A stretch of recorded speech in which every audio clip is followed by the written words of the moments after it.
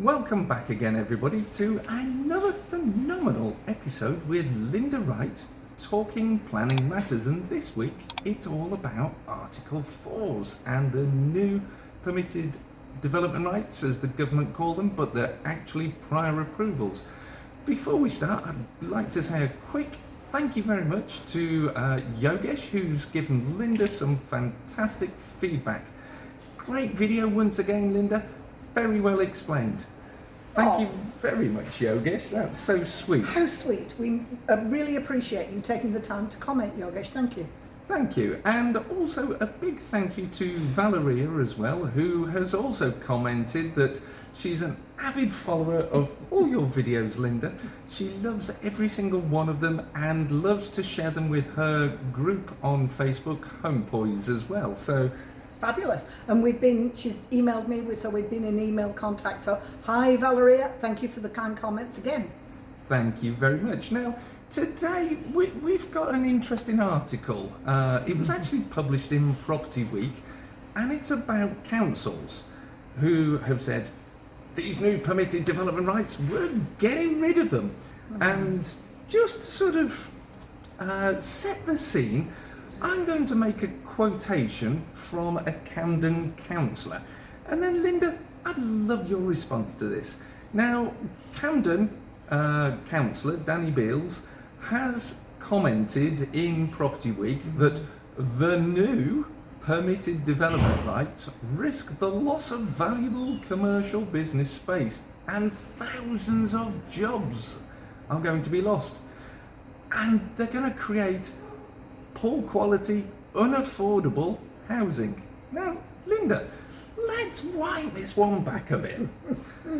Firstly, the government recently, in a previous video of ours, published details about the new Article 4's. So follow that video if you want to know the details on it. But can Danny and Cambden Council just introduce an Article 4 like that? Well, the swift answer is yes, they can. I'm not entirely sure that it's for the reasons that have been stated by this particular councillor, because one of the very reasons that central government have brought this in, I don't like calling them permitted development rights, you know I don't, no. But the prior approval system for converting lots of Class E uses to residential, one of the reasons central government have brought that in is because there are lots of empty spaces, lots of businesses have gone, so it's to make use of a lot of those spaces.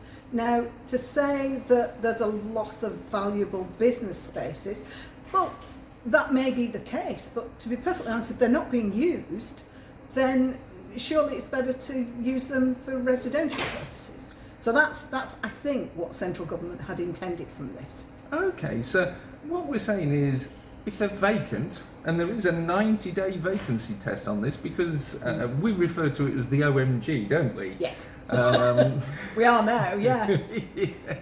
And if they've been vacant for 90 or more days, which is the first criterion we need to satisfy, then clearly there's no employment opportunity. We then have to look at the poor quality housing. Well, they're all built to the same building control specifications. They all have national standards in terms of minimum for space, minimum for light, that any new build house developer also has to comply with. So where do you think this is going? I mean, do you want to just firstly explain the OMG to the audience? Yes. The last presentation I've done, and I've taken this from somebody that I had a telephone, and he described this as OMG. And I thought, oh, I like that, I'm going to steal that. So O is for the Class O office to residential conversions that has now gone. It's expired, finished as of the 31st of July this year, it's gone. The M is for the changed Class M and new Class MA, converting Class E to residential, and the G is for the new Class G, which used to be the 2 flats above shops and offices and things, and it used to be fully permitted development for up to 2 flats, Now it's not. Now you're going to have to submit a prior approval application. So that's where we got the OMG from. I've got another category as well, but we probably won't talk about that now.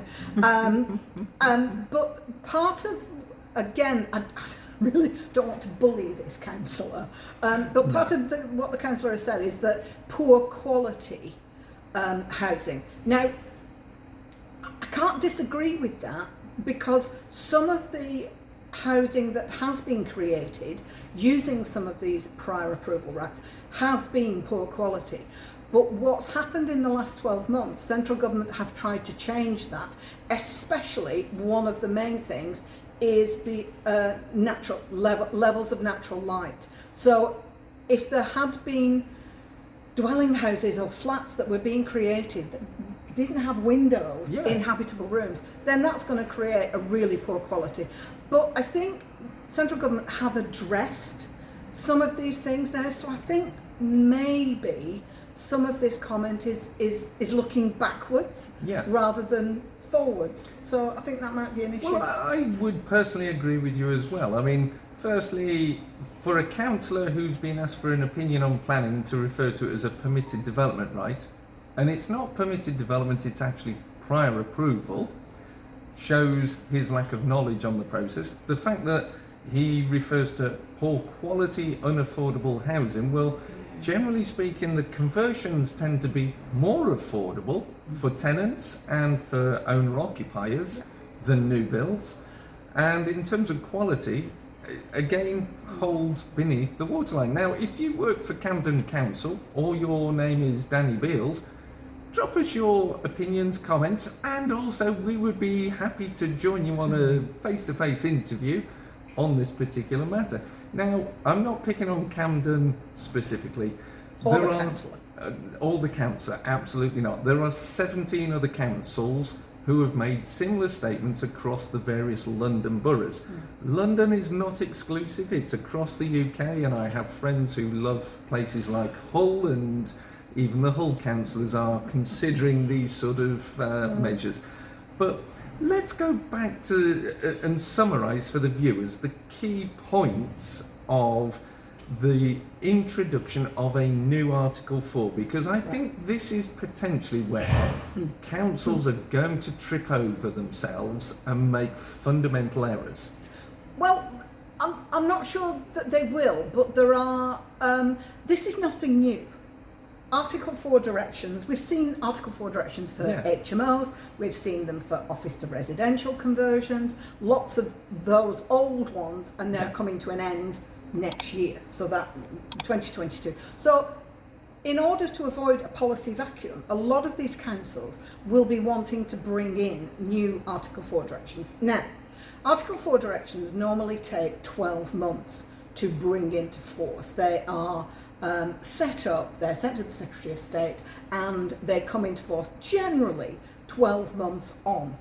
But that's not always the case, Andrew. No. Some of them can be immediate Article 4 directives. If there's perceived to be an immediate need, they can be brought into force in immediate terms. So you have to be a bit careful and just keep an eye on the press, such as Property Week, because they will report all of this. And of course, if we hear, or indeed this YouTube channel as well, because we usually pick the breaking news up. We'll try and break it up, pick it up, and let you know what's going on. Now, the other thing that we have done on another separate video is the National Planning Policy Framework.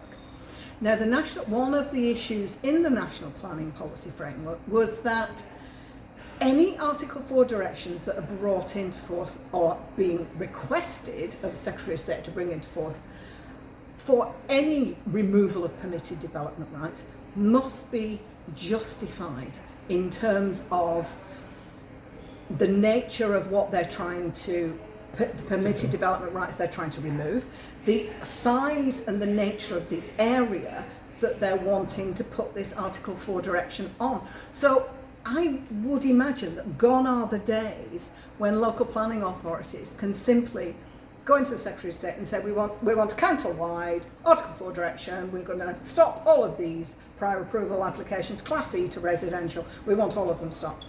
I don't think councils are going to be able to do that. And they're going to have to be very specific, very precise on the type of use that they're trying to remove, and geographically I suspect these are going to be much smaller areas, and it will be dependent. Every council is different, they've got different needs, different requirements, different areas, so they will all be very specific to the area.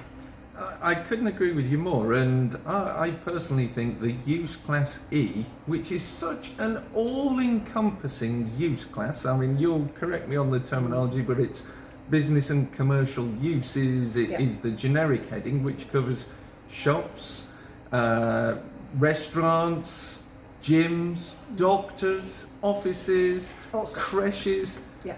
Now, to do a borough-wide Article 4, when they might just be trying to stop loss of office space to residential, means that they might even have to go as far as not just buy a road or buy an area, but buy building, and specifically highlight buildings which are strategically important to them within the area. In fairness, it's going to be very difficult.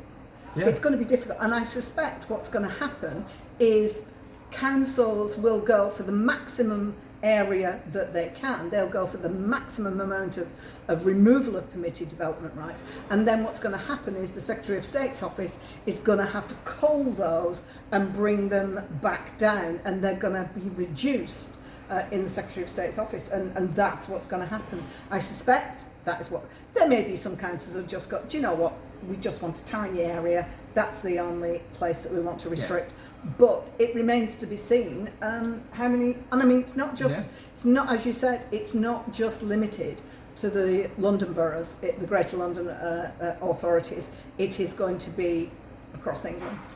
Absolutely, and I think the important thing is, if a borough were to try and introduce through emergency powers a borough-wide blanket use class E, Article 4, and they rejected your application, there's probably very strong grounds to appeal against it to the Secretary of State that actually this is contrary to planning policy that they are attempting to introduce. I think if the Article 4 direction has already been granted, then I think trying to appeal that, if it's already been agreed to, I think appealing that is going to be difficult. Yeah. I think it's going to be difficult.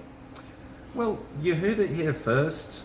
Stay tuned. We've got actually some more breaking news coming up, and we will have lots of viewers' questions. So if you've got questions, comments on planning, council policy, drop them below.